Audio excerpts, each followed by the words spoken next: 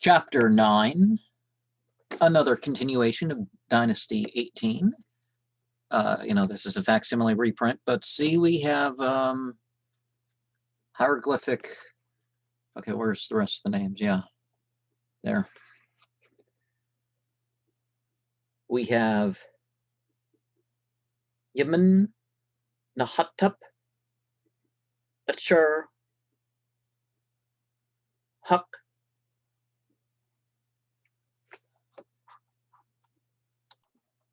that thing Yemen.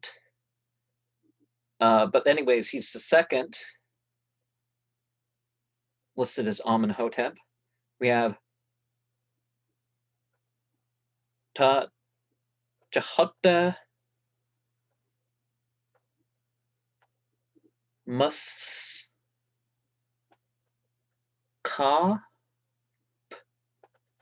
Cop. Okay. And we have Yemen, Hatep, Huck, Ka, Usur. So that's the third Amenhotep. Okay, so each of these Amenhoteps has something else with his name. Same with the Jehotamus. Okay. But this is palatal rather than a dental S. But anyways, it is a difficult and dangerous position to be the son of a great father, even for even the good, as always an enemy in the better. This is that Yemen, Nahatep, Achur, Huck, Yunt,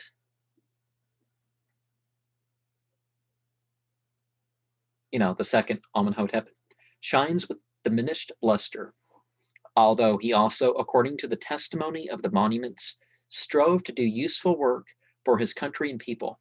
They really should have made the cartouches bigger to make them easier to read here. According to the narrative of the warrior Yemen Hub, the contemporary of Jahota Nefer Cusper the third, and his son, this last king before his ascension to the throne on the 1st of Parmuthi in the 54th year of the reign of his father, had already distinguished himself in battles which he had been obliged to undertake against the inhabitants of the Red Land, the mountainous desert valleys between the Nile and the Red Sea, inhabited by the Badawi, Yemen Hatep. When heir apparent had succeeded in overcoming these people and forcing their chiefs into submission to the king of Egypt, for as the inscription remarks, he possessed the fullest abundance of might. After the death of Jahota Nefer Cusper third, a spirit of independence seems to have risen up in Asia.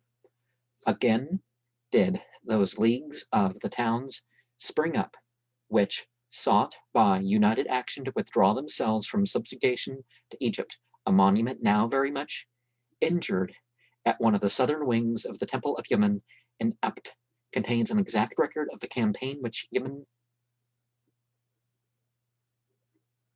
Nahatep Nachur Hak-int, the second, undertook for the punishment of the rebels in the Upper Ruthin, and it ended victoriously. 7 kings were taken prisoners in the town of Thakis and were brought into Egypt. From what we learn, this great historical inscription enables us to learn, in spite of its lacuna, the war against Asia was this time a war of vengeance in the fullest sense of the word. The several towns were visited in succession, thoroughly pillaged, and the booty registered. All that can be made out as to the names of the towns is confined to the fortress of Arnath Ni Thebes and Ekaret. And to the mention of the king of Naharain, the campaign therefore extended pretty far towards the north. The town of Ni, one of the most important in the land of Naharain, appears to have surrendered to the Egyptians without any serious defenses, for the Asiatic inhabitants of this town, both men and women, stood above on their walls to glorify the king. Well, what choice did they have, really? Akereth, on the contrary, provided obstinate, for it had formed the resolution of driving out the garrison of Pharaoh. The booty which, the spoils of war, which the king brought back to Egypt cannot have been insignificant.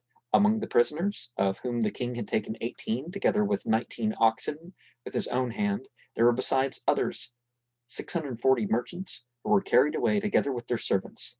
The Nubian temple at Amada, which the king furnished and decorated, has a memorial tablet let into the wall of one of the inner chambers,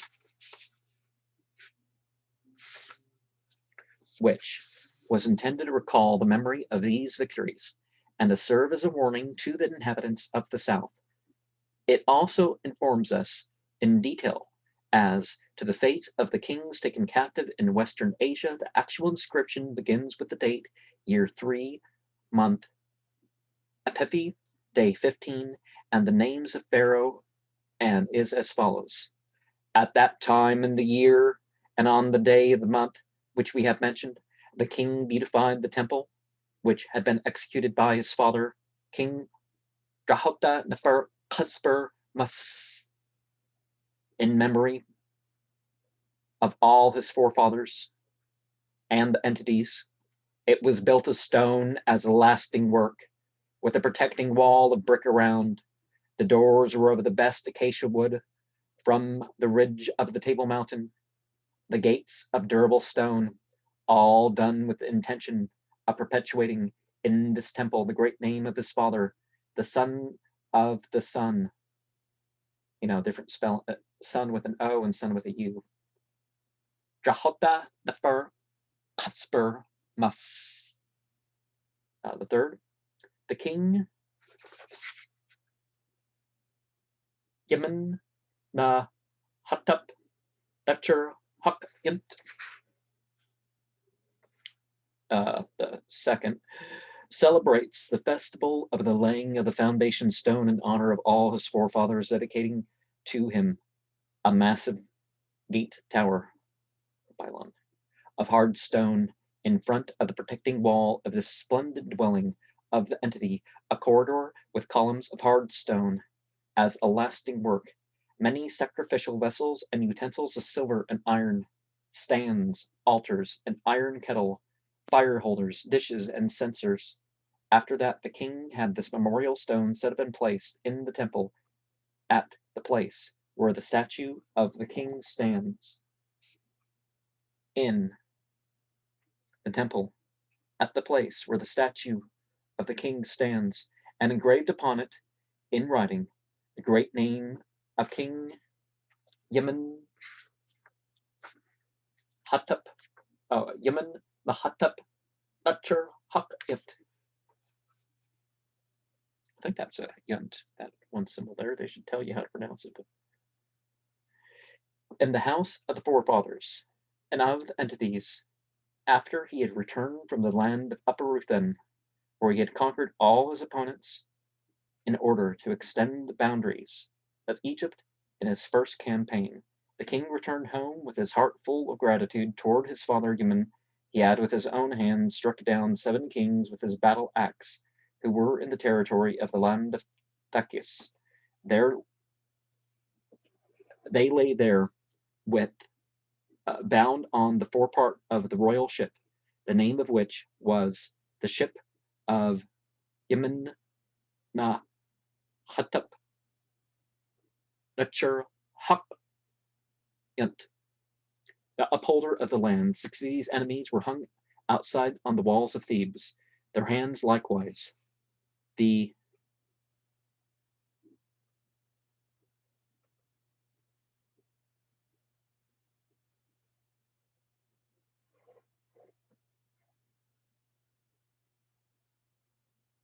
to make evident for all time the victory.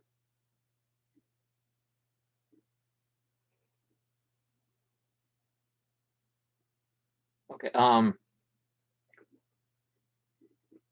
Then the other enemy was. Okay. Then the other enemy was carried up upon the river Danubia and was hung up on the wall of the city of Napata to make evident for all time the victories of the king among all the peoples of the land of the Negroes since he had taken possession of the nations of the south and had made captive the nations of the north as far as the ends of the whole extent of the earth on which the sun rises and sets without finding any opposition according to the command of his father. The sun entity Ra, the Theban Yemen, this has he done.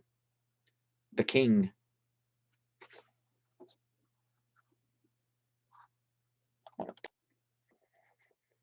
Okay. Thus has he done the king Yemen na Hutep Huk Yin. I wanted to say Yin 2, but apparently Yin 2 is something different. So I went back to verify. May he have for his portion a stable, bright, and healthy life, and the joy of heart today and forever. So another thing that I need to correct well, I don't need to correct myself, but I'd like to. But so instead of Tahutimus the fourth, we have Ksa Jahutta must stop. Okay.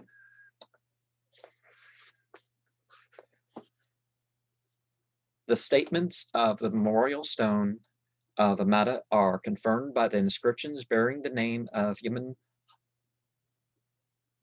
na Hatep Netcher Huk Yun, which cover one of the southern Prapala of the Great Temple of Yemen at Karnak, and by pictures with explanatory inscriptions in the sepulchral chambers of the king's contemporaries.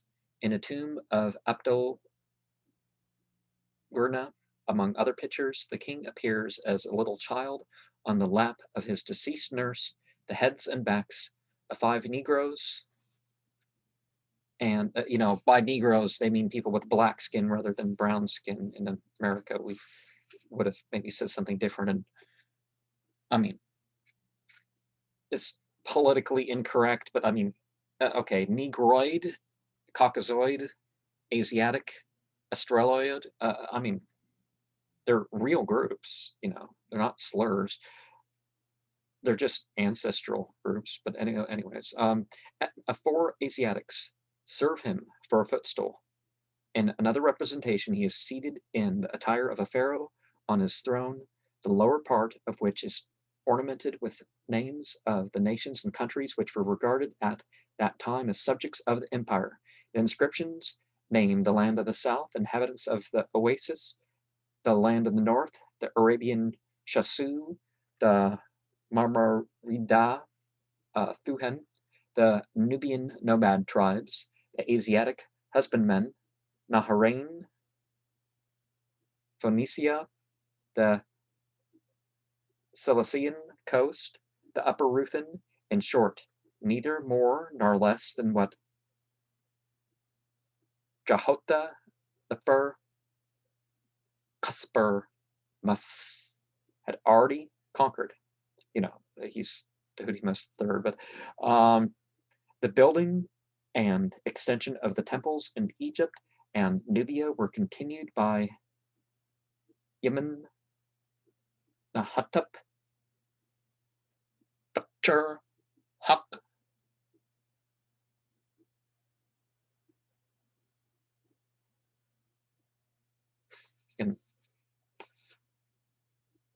as far as his means allowed.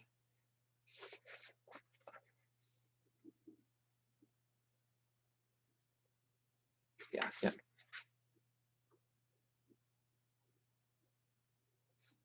The temples at Amata and Kuma, opposite Semna, bear witness to this. If the newly added works within the precincts of the great temple of Apt may be taken as a measure of the power of the government, for the time being, Yemen Nahatep Achar Hak Yin hardly kept up to the usual standard of its predecessors. The temple erected by him is in no way remarkable either for the beauty of its building, for the artistic perfection of the sculptures, or for the importance of its inscriptions. Among this king's contemporaries must be mentioned his son Camus, and the governor of the nations of the south, a certain Bisati, as also the high priest of the female entity Aksib at Isle I the Iapolis. Oh, what's the Egyptian name of that? Who, as such, bore the distinguished title of a first king's son of Naxib. Mun Xperu Ra Jehotamus the fourth, surname Ka'u, BCE 1533. So let's look back here. Ra. We have Brahman Xpru. Okay. And we have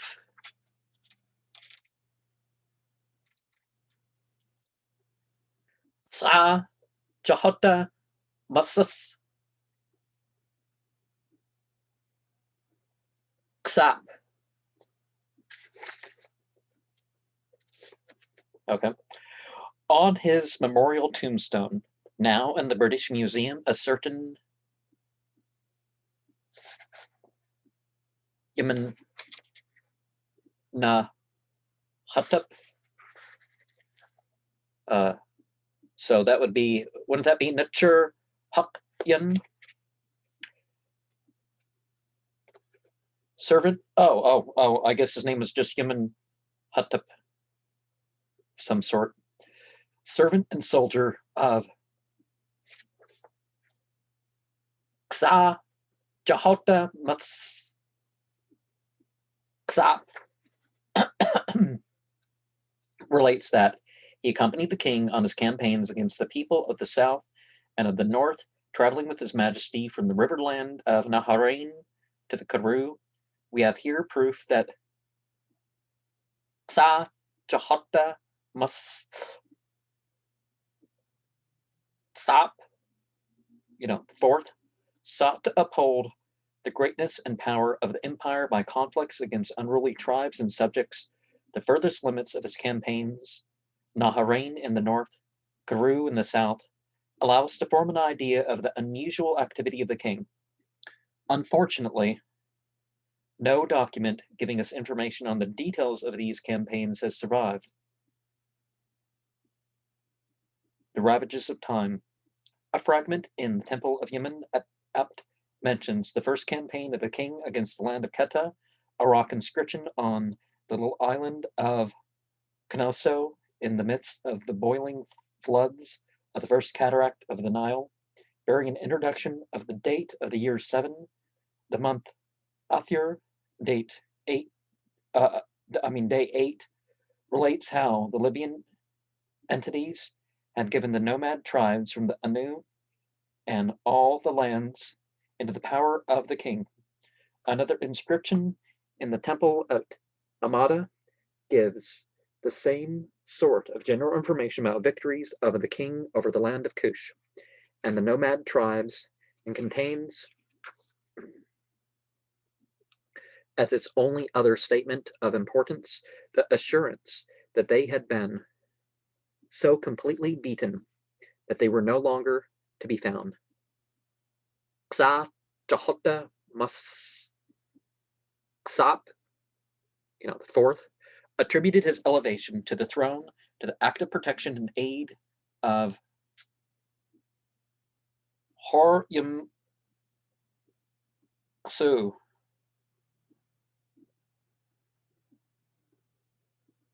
If the account of the interference of the divine hand is not merely a cloak for the intrigues of the king to reach his high aim, some pharaohs actually killed all their brothers that were earlier on. Well, I mean, I guess that wasn't the usual thing, but yeah, it's one thing seeking power through qualification, but that's, yeah.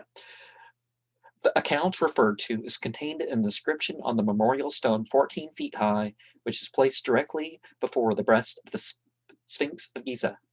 At the time when Tsa Jahotamas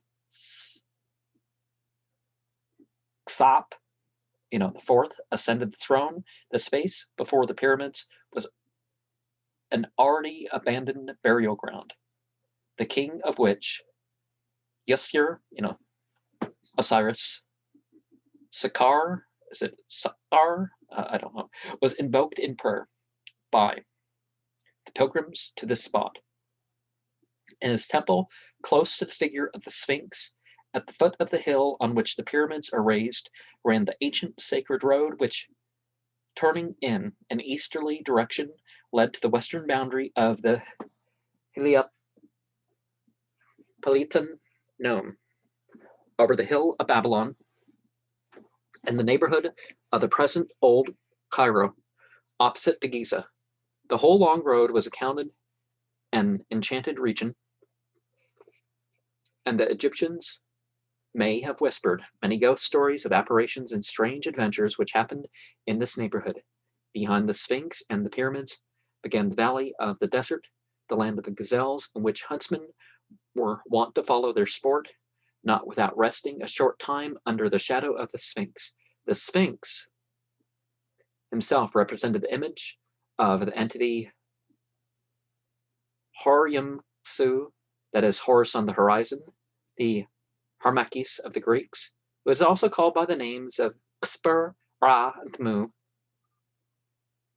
Hor-Yum-Tsu seems to have represented the sun in his midday strength. And there's an inscription on the Sphinx. But before we're going into that, see those characters. That's a yum in the middle there. So her, yum, and Ksu. Is it Ksu or just plain Ku? Because Ku relates to light. But we'll get to the inscription right here. Once upon a time, he practiced a spear throwing for his pleasure on the territory of the Memphite nome in its southern and northern extent, where he slung brazen bolts at the target and hunted lions in the valley of the gazelles. He rode in his two-horsed chariot, and his horses were swifter than the wind. With him were two of his attendants. No man knew them. Then was the hour in which he granted rest to his servants.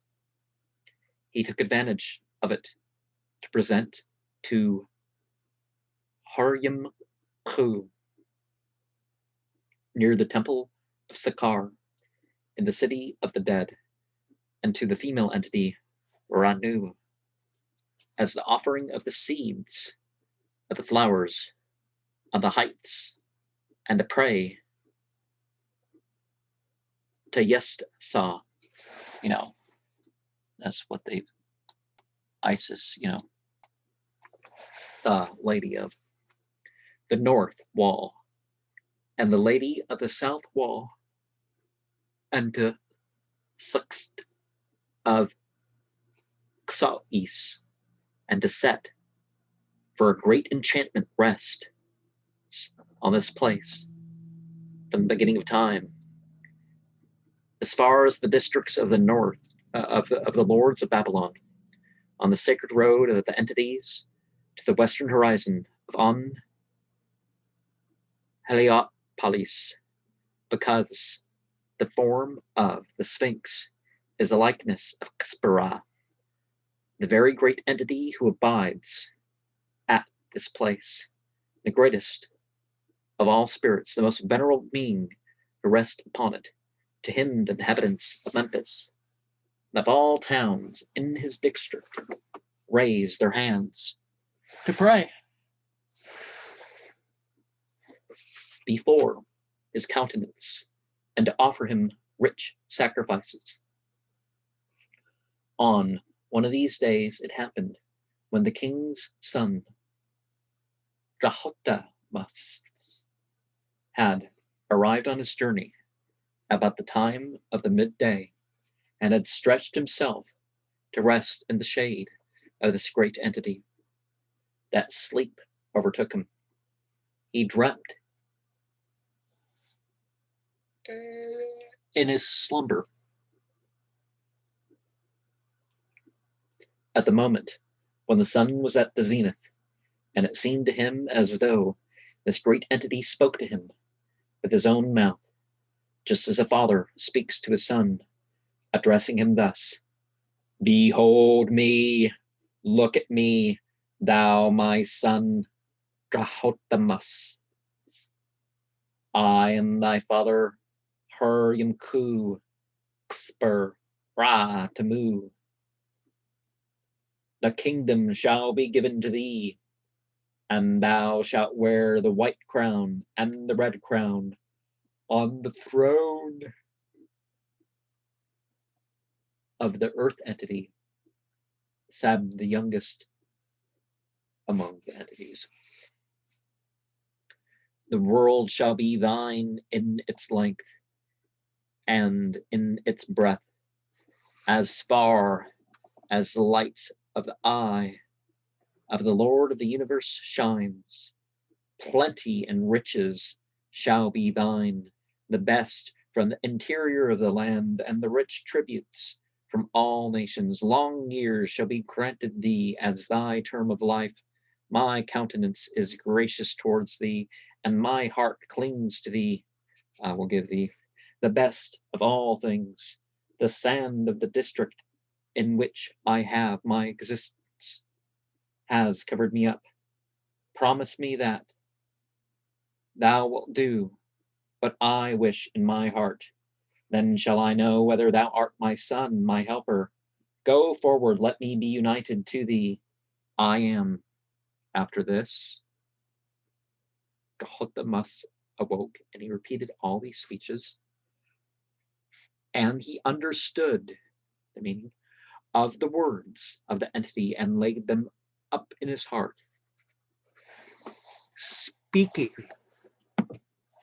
thus with himself: "I see how the dwellers in the temple of the city honor this entity with sacrificial gifts, without thinking of freeing from sand the work of King Khafra, the statue which was made to Tamu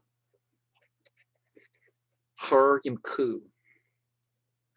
Although the following lines of the inscription are destroyed, it is not difficult to guess what the conclusion of the conclusion of the narrative. When when Xa Jahota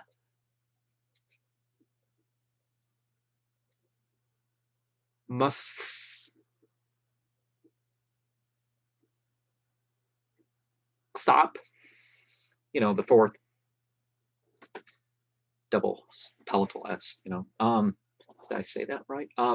Came to the throne, he thought it incumbent on him to keep the promise he made to Hermku. He cleared away the sand and set free the gigantic body of the Sphinx. After this had been done, in the very first days of his reign, the memorial stone dated the 19th of Athir was erected on the spot. Xa Jahota Mas Xap the fourth, certainly took some precautions to keep off the sand from the Sphinx, the total length of which is 190 feet.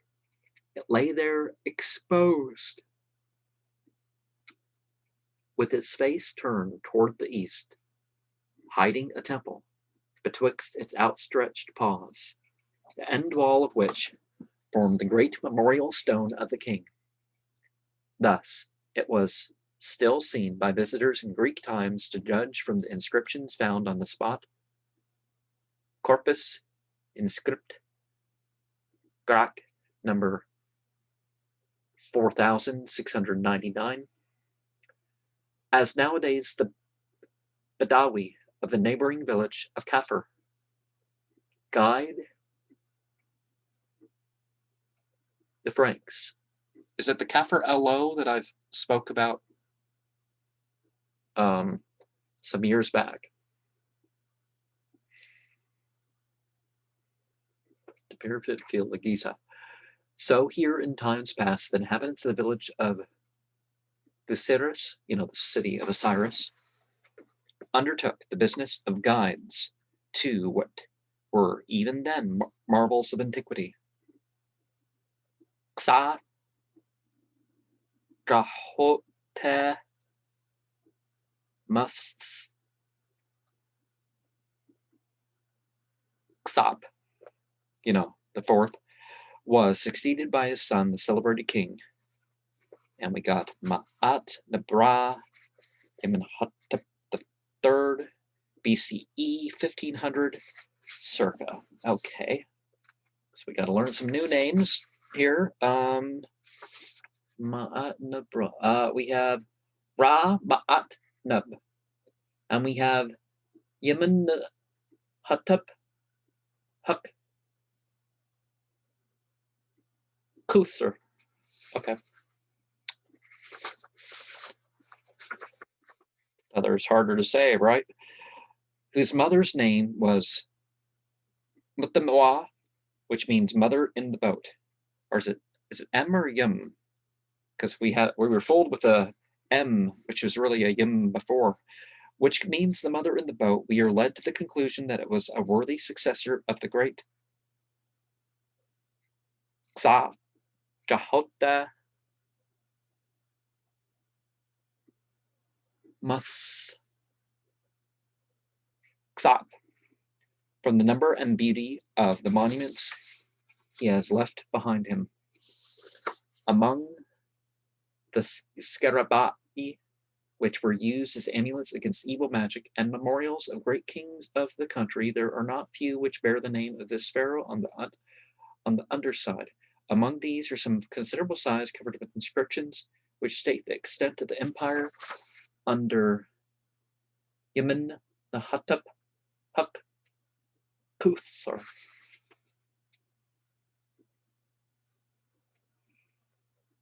On the north of the river land of Naharain, as on the south of the land of the Negroes, they had black skin rather than brown skin, like the people of northeast Africa. For its boundary, so that on the extent was preserved, Yemen Nahatep Huk Kuthur, the third, appears to have been an ardent sportsman, and to have been trained in the school of his father. At least, the memorials often inform us how he speared with his own hand 210 lions on his hunting expeditions in the land of Naharain.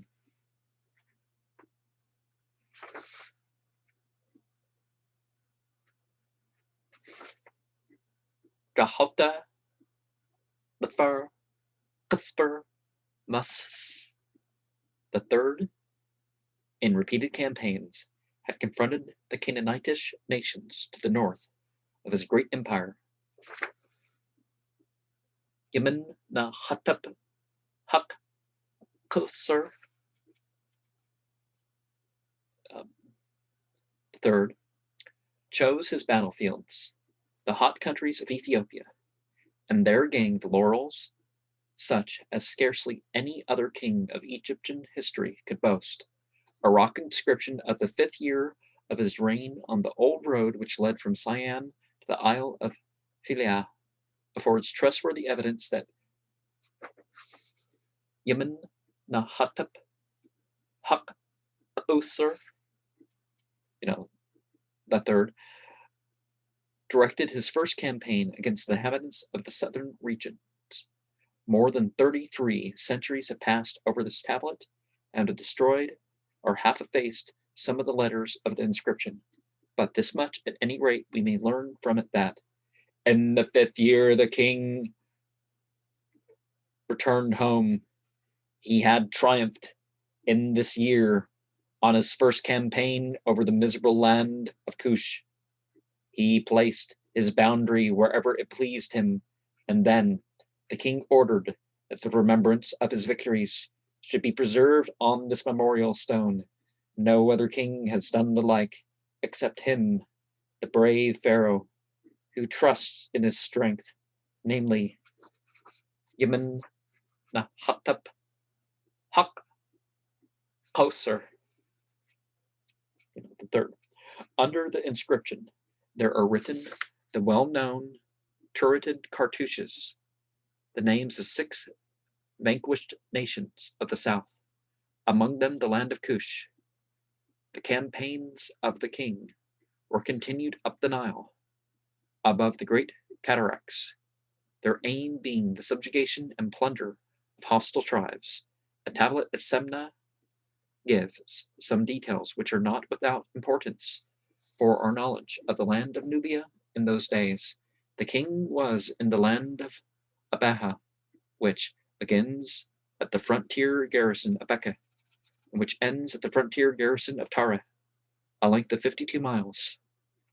The land of Abaha, the oft-mentioned Bahan, the Greek On, the modern Semna, lay to the south and north of the ancient fortress of Semna. Rebecca was evidently to the north. Here follows the complete catalog of captured Negroes,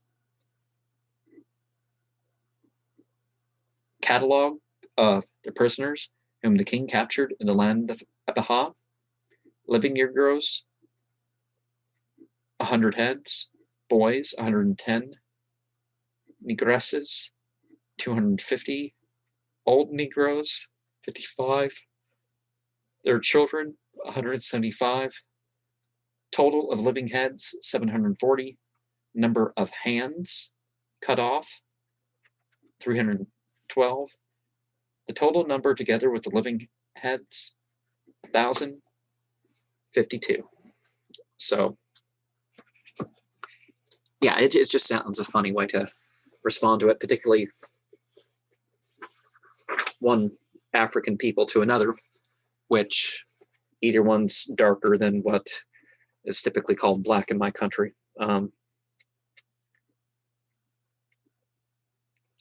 In these campaigns, the kings remained true to the old custom of cutting off the hands of the slain foes and bringing them home as tokens of victory. In no other way could the number of slain enemies be more manifestly proven to the Egyptians who stayed peaceably at home. Yemen Nahatep Hak-Osur, the third, I accidentally turned it, must have penetrated far into the Sudan, since the catalogue of his victory for the conquered Negro races, every new people, referring to every people as a race, that's not really terribly scientific, mentions the names of the majority of which are not found again. And in the temple of Soleb also, high up in Nubia, new names appear both of people and countries. It may be presumed that the wars against the gold country of Cush opened new sources of wealth to the empire of the Pharaohs, for the king's sons of Cush executed their office as governors of the countries of the south, and collected the tributes, which were regularly levied every year. There flourished in the reign of this sovereign the following governors: Marames, Hay, Imhotep, and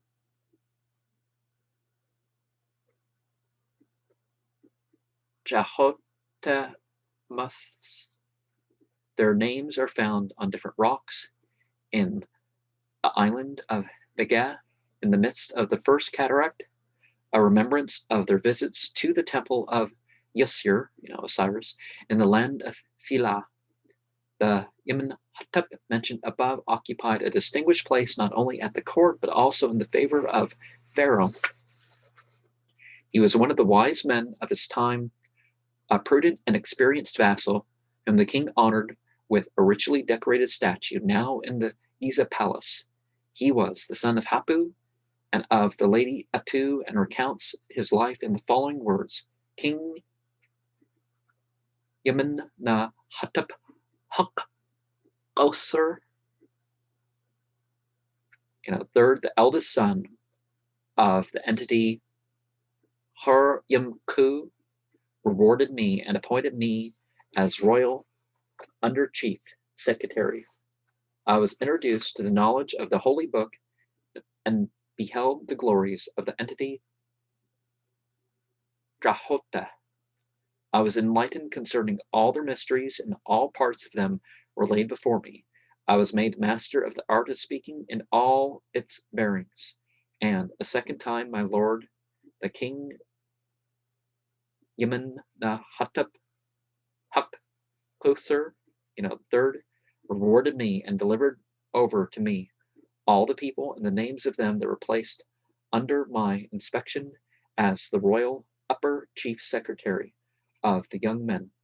I arranged the families of my lord and reckoned the number of the tributes by hundreds of thousands. I gave satisfaction to the people in their place of taxing, to the old man as to the son who loves him. I laid the taxes on the houses according to their number. I separated the warriors and their houses. I increased the subjects by the best of the prisoners whom the king had made on the theater of war.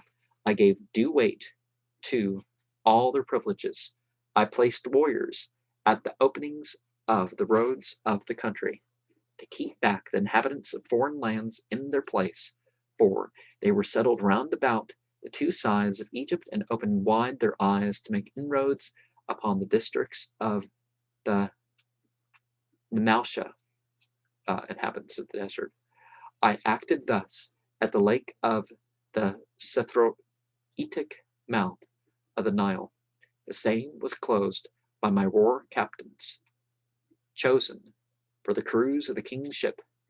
I was their leader, and they were obedient to my orders.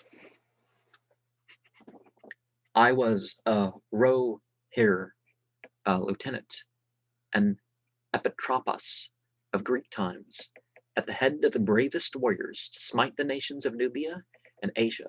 The thoughts of my lord were continually my care. I penetrated what his mouth concealed, and comprehended his thoughts towards all natives and all foreigners who were about him. It was I also who brought the prisoners from the victories of the king. I was their overseer. I did according to that which he spoke, and took my measures according to that which he prescribed to me. I found that this proved best for the latter time. And for the third time, my lord the sun, Yemen-na-hatep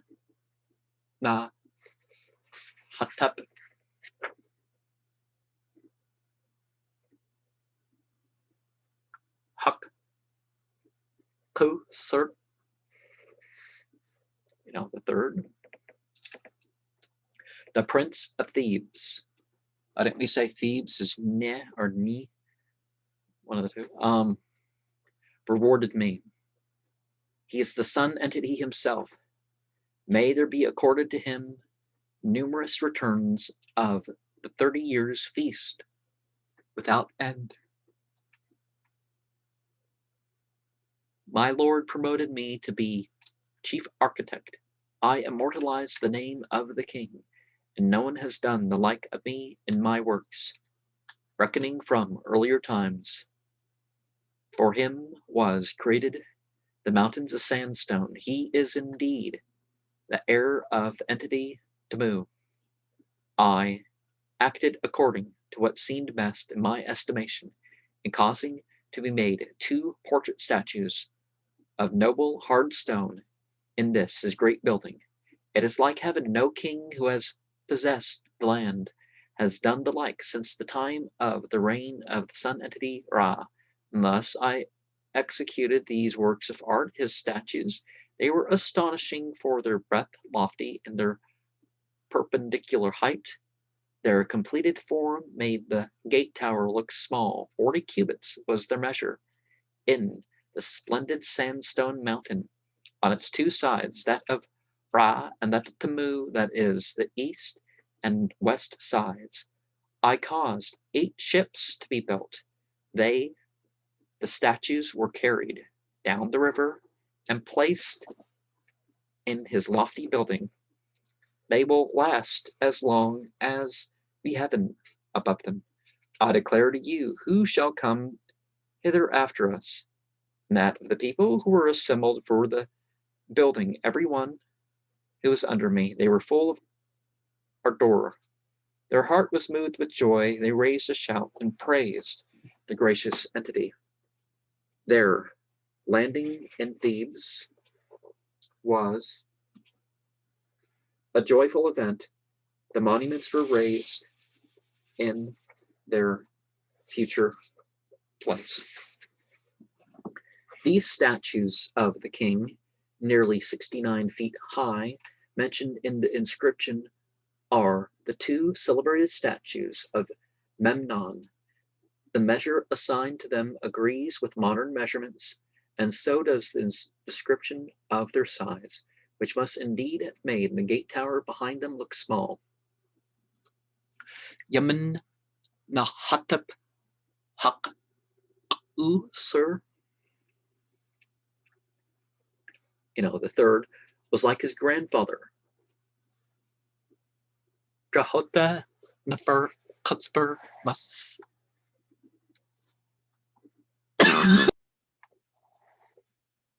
The third, a zealous worshipper of the entities, especially of Yemen,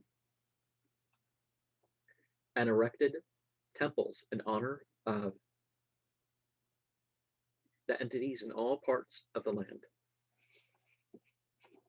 In the very first years of his reign, new quarries were opened in the limestone hills of Bokatam, opposite to Memphis. In the neighborhood of the village of Turah, new rock chambers were opened in the king's 1st and 2nd year, and 2 inscriptions were set up to transmit the fact to posterity. The king gave orders to open new chambers in order to quarry the beautiful white stone of Yun for the building of a lasting temple. After the king had learnt that the rock chambers, which are situated in Rofu, had long since threatened to fall in, these were made anew by the king.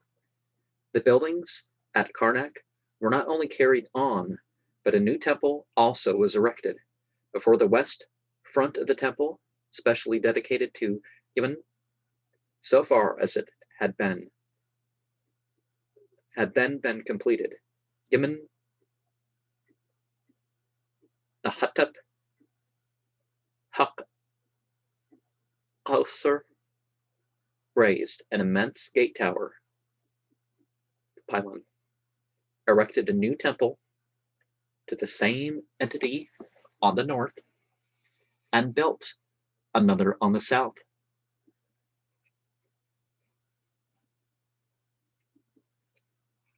To the supposedly divine mother, Mut, near the holy temple lake of Ashur. He then united all the temples at Karnak with his new temple of Yemen at Luxor by an avenue, Dramas, of sphinxes. according to the inscriptions on the stone lintels at Luxor. This building, close to the river, was erected in honor of Yemen after the victorious campaigns against the Negroes of Kush, when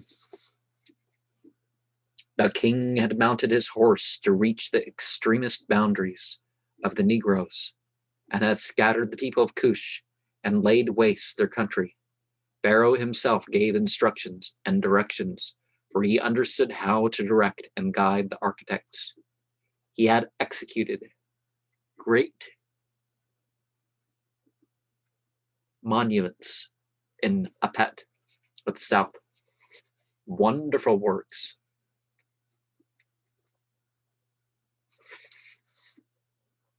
Never seen before. He had increased and extended Apet of the south. On the further bank of the river, in a northeasterly direction from the temple of Tsa Jahota Masksap at Medinet Habu, a new temple to Yemen was raised by the king's command. Its site is indicated from a great distance by the gigantic sitting statues of the king. Although little more than the foundation walls of the temple itself are left, yet a memorial tablet, which now lies thrown down on its back, bears witness to the size and importance of the original building. The inscription which adorns its surface is in the form of a dialogue between the king and the entity Yemen Hattab Hakosur speaks thus: "Come then, Yemen Ra, lord of Thebes and Apt, behold thy abode, which is prepared for thee on the great place of Us." Oh, Us is, was Thebes. Its splendor rest on the western part of the city. Thou passest through the heaven to unite thyself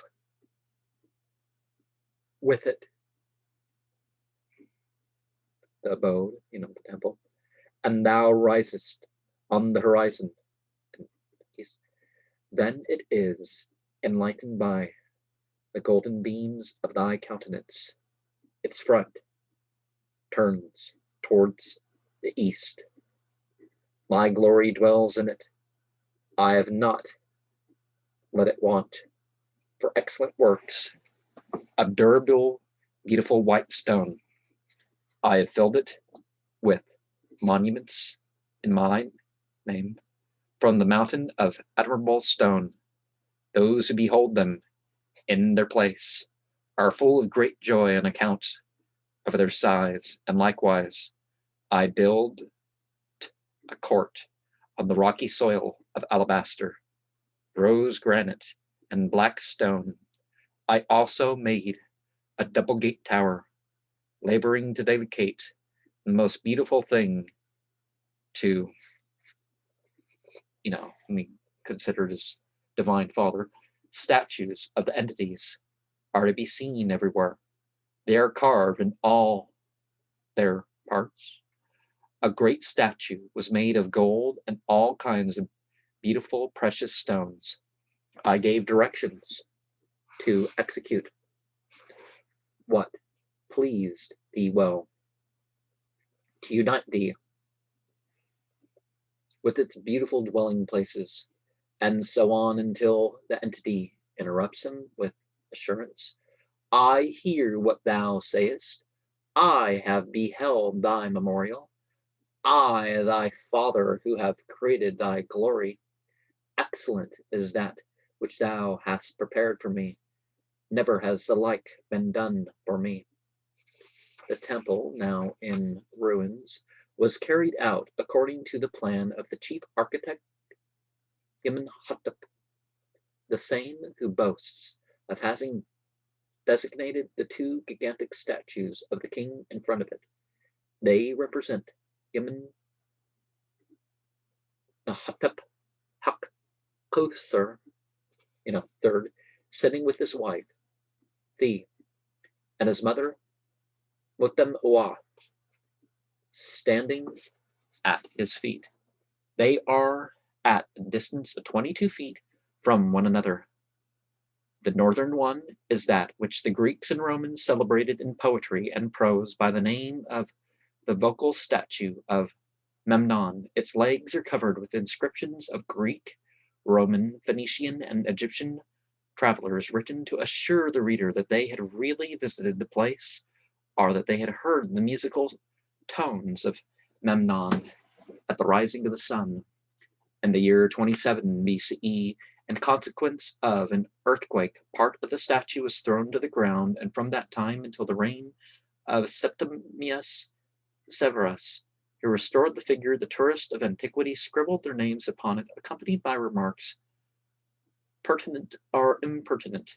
Alexander von Humboldt affirmed that split or cracked rocks or stone walls, after cooling during the night, emit at sunrise as soon as the stone becomes warmed, a prolonged ringing or tinkling note. The sudden change of temperature creates quick currents of air which presses through the crevices of the rock and produce that peculiar melancholy singing tone. The historical legend of the Memnon is thus seen to be a very modern story of which the old Egyptians knew nothing. In its place, the narrative of the Pausanias appears as the correct one, according to which the statue belonged to a man of the country by the name of Menoth, that is, Imhotep. Pausanias 142. It was no easy task that the architect set himself to perform when he conceived the idea of raising colossal statues in his master's honor, for it was not only necessary to hew out the stone from the quarries and work it, but also it had to be conveyed down the Nile to its proper position. He was obliged to build 8 ships in order to carry the burden of these gigantic statues. Even in our highly cultivated age, with all its inventions and machines, the shipment and erection of the statues of Memnon remain an insoluble riddle. Verily, Imhotep must have been a clever and ingenious man. He came of an ancient and noble stock. His father, Hapu, surnamed Imhotep, was a son of Camus, a contemporary of Xahota Xap, the third, who belonged to the priestly family of which we have spoken previously, the eldest sons of which bore the title of honor of king's sons. His wisdom and his sayings were remembered even in the times of the Ptolemies. Imhotep the Wise, with the surname of Huye, had himself founded a temple behind the sanctuary of his king. Imhotep, Huck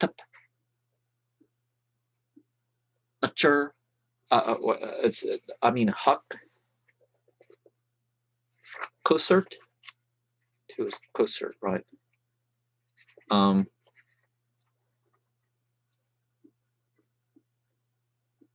Yeah, 2 is the Nitcher. Huck. Yeah, okay.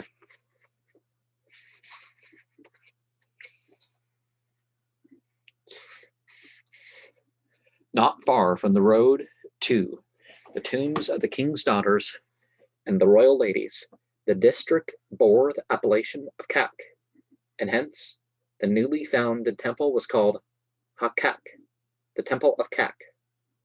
A remarkable stone records while there's Kak and Cacao.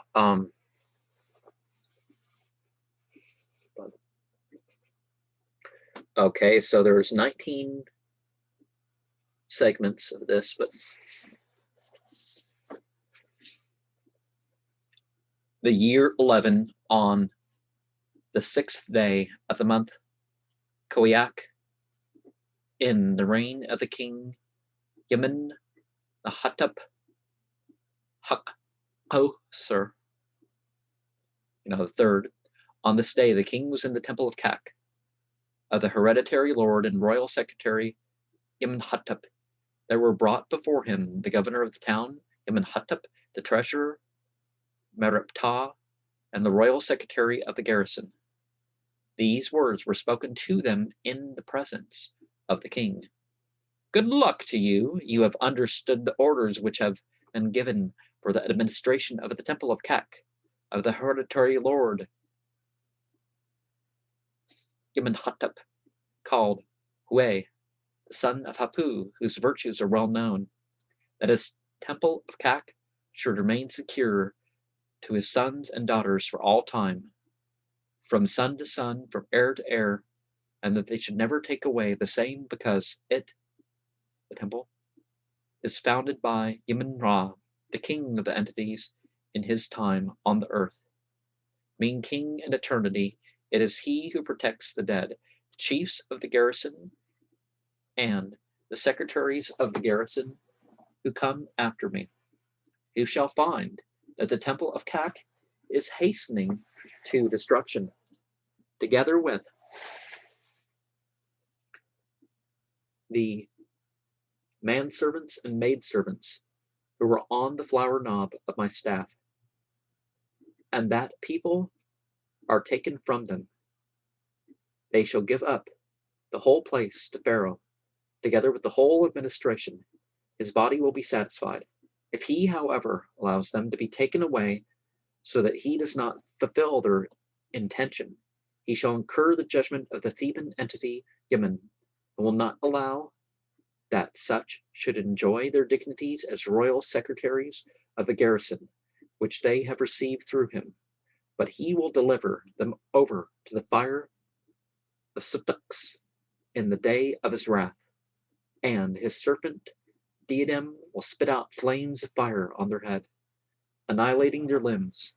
It will consume their bodies. They shall become like the hellish snake, Apophis, Apop. On the morning of the new year, they shall be overwhelmed in the great flood. He will hide their corpses, and they shall not receive the reward of righteousness. They shall not partake of the feasts of the blessed. The waters from the spring of the river shall not refresh them. It shall not come to pass that their posterity should sit in their place. Their wives shall be brought to shame, and their eyes shall see it. The great shall not enter their house. So long as they live on earth, they shall not enter, nor be brought into the house of Pharaoh. They shall hear the words of the king in the hour of joyfulness. They shall be cut down in the day of battle, and they shall be called a serpent brood. Their bodies shall languish away. They shall starve, wanting bread, and their bodies shall languish and die.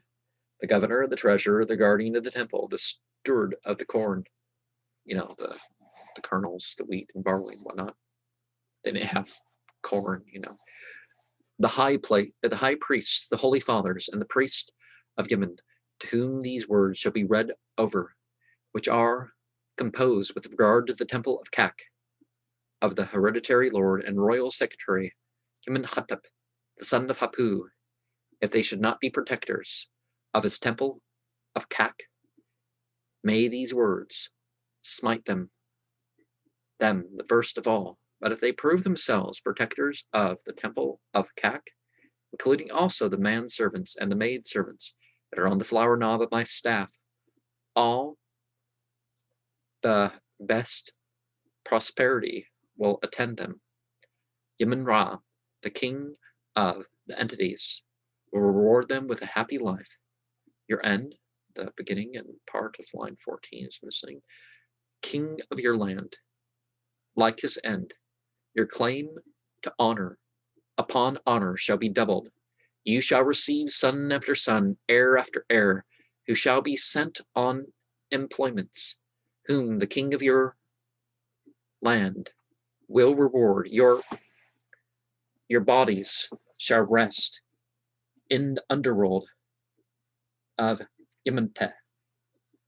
After a course of life of 110 years, the sacrificial gifts shall be multiplied to you, and so forth, with regard to the captains of the town watchmen who belong to the nome, and with regard to the governor of the west country, namely the quarter of the town called Keft Herneps, who do not join my staff for that day, including my festival of every month.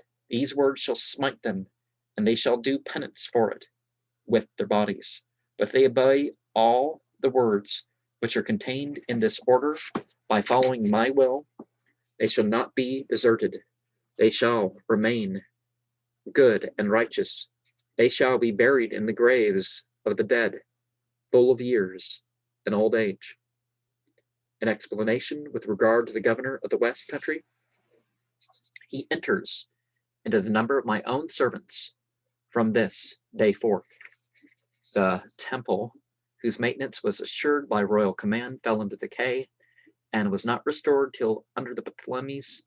It was dedicated to Yemen and Hattar as the tutelary entities, and the wise Yemenhotep, surnamed Hue, the son of Hapu, received in the bas relief of his place of honor among the entities of the place.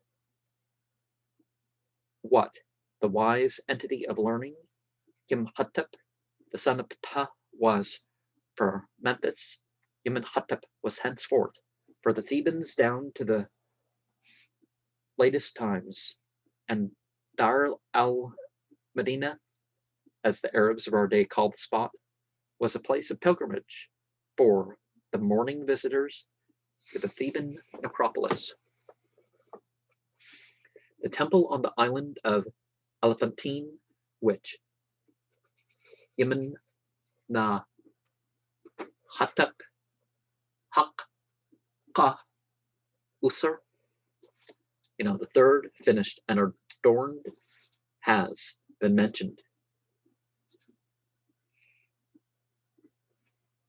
Also, the temple at Soleb, in which the king dedicated to his own image on earth a place of worship and prayer, a special shrine called the Temple Garrison of Ka Ma'at, with a propylon and criosphinxes, ram-headed,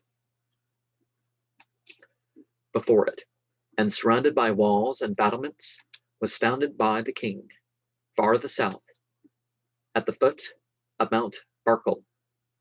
And there are traces of architectural activity of Yemenhotep at El Kab and in Nubia. The king also lavished gifts in a royal manner upon the temples, the priests, and his court officials and subjects. Yemen especially had no cause to complain of the stingy hand of his beloved son.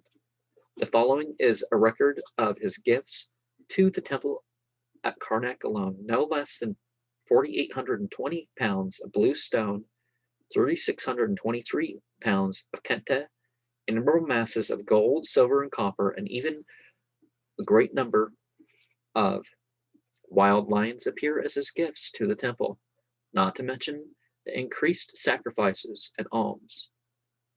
The 30th year of his reign, the festive completion of the first 30 years' jubilee, seems to have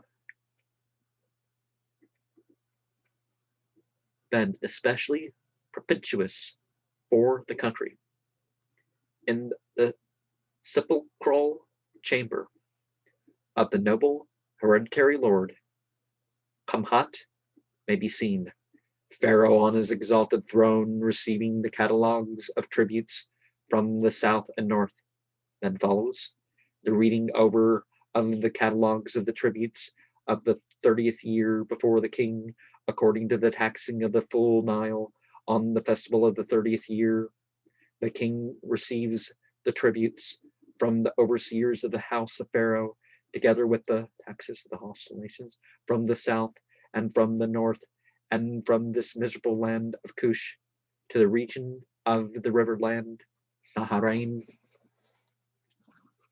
The people greet and congratulate the king, some lying prostrate, others bowing before him and stretching out their hands to him in the attitude of worship, and to the faithful subjects who have punctually paid their taxes. In the holy 30th year, the customary necklaces, answering to our orders, are handed by the courtiers. Much more might still be related concerning Yemen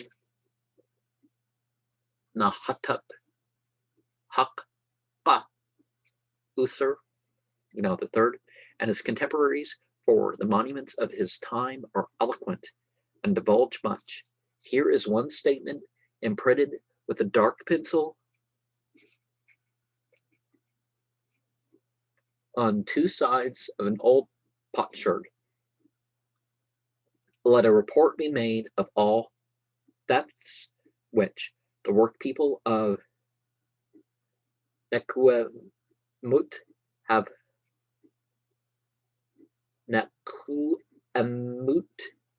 committed. They smuggled themselves into the house. They stole and spilt the oil. They opened the corn chest, which contained spelt, and stole the lead at the mouth of the fountain. Oh yeah, you don't want lead in your fountain. They went into the bakehouse and stole the provision of stale bread and spilt the lamp oil on the 13th day of the month Epithi, on the coronation day of King Imhotep. Well, I guess it was King Imhotep Hakpa Usur. As if such a theft had not been enough, the back of the potsherd continues in the same strain. They went into the storeroom and stole 3 long loaves, 8 ornaments. They drew, or rather, they sucked the beer from the skin which lay on the water while I was in the house of my father. Will my Lord cause that justice be done me? And all this happened on the coronation day of Pharaoh, the date of which would otherwise, without this little potsherd, have remained, probably for ever unknown to us. Yemen Nahatep Hakpa Usur the third must have reigned more than 35 years. The 2 rock inscriptions at Sarbut el-Hadem in the peninsula of Sinai bear witness to the fact that in the month Makir of the 36th year of his reign, a courtier fulfilled a commission of the king in connection with the obtaining of the green stone called Mafkat, while an inscription in the sandstone quarries of Silsilis dates from the 1st of Pakans of the previous year, 35. A peculiar fate seems to have presided over the king's nuptial relations. He did not seek his queen among the fair princesses of his house, but following a strong inclination of his heart, chose for his wife the daughter of Jua and Dua, who were not even of Egyptian origin, though their nationality is unknown. Yemen Nahatep Hak Usur the third left behind him several children, some of whose names are preserved by the monuments. We give the following as determined by Lepsius, his sons Imhotep and Dahotmus, and his daughters Ast, Hent Meheb, and Set Iman. The last name was the wife of one of the following kings. In 1888, a number of cuneiform tablets were found at Tel El Amarna. Oh, I have that book, don't I? In the tomb of a royal scribe of Yemenhatep, Yemenhatep Haq-Usr, and well, how do you say number 4?